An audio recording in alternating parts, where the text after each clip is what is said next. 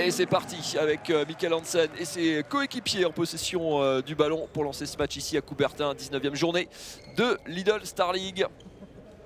Avec Léo Martinez, avec Linus Persson qui marque avec un petit peu de réussite pour ouvrir le score dans cette rencontre, dans cette soirée. Et on va venir se remplacer.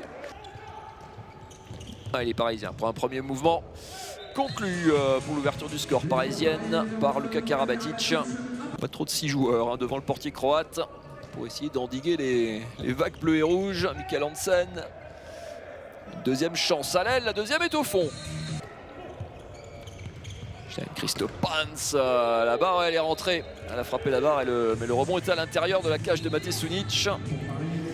Ce ballon va être perdu. Yann Gentil qui essaie de remettre rapidement, toujours pour Luchtens évidemment, le dynamiteur pour donner du rythme aux actions parisiennes. Christophe Pans qui trouve la lucarne de Mate Sunic. Martinez, Zepfel, on part de plus loin, Martinez bien joué, qui s'est ouvert le but, superbe mouvement là. Plus 2 balles de plus 3 même pour l'USI, et voilà le plus 3 signé Wilson Davis. Martinez, Zepfel dans un angle fermé, mais entre le premier poteau de Yann Gentil, ça passe. Et plus 3 pour l'USI. La muraille vert fluo, Luchtens qui va tout seul, le bon service. Oh la lucarne, la nettoyée, joli. Attention là de jouer un petit peu plus vite cette possession pour profiter de la fin de cette supériorité numérique. Ouais, Zepfel, franchement superbe, la fin de passe à l'aile pour Walid Badi.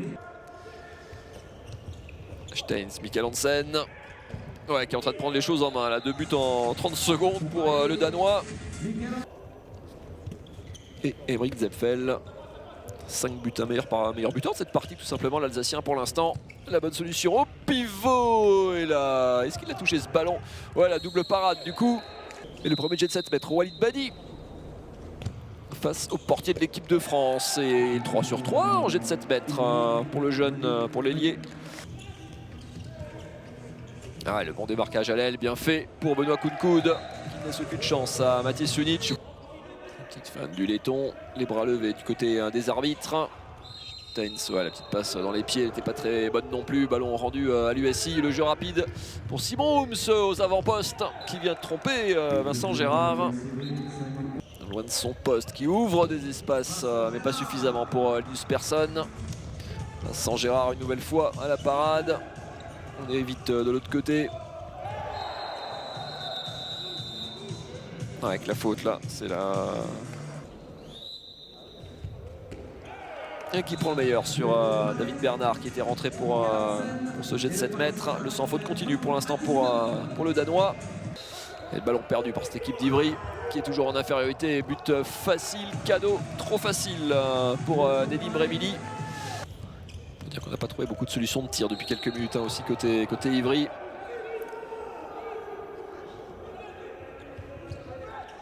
Le retour, les Ivriens à nouveau complet en défense, mais trop tard pour éviter la sanction. Et la bonne passe dans le dos de Nedim Remili.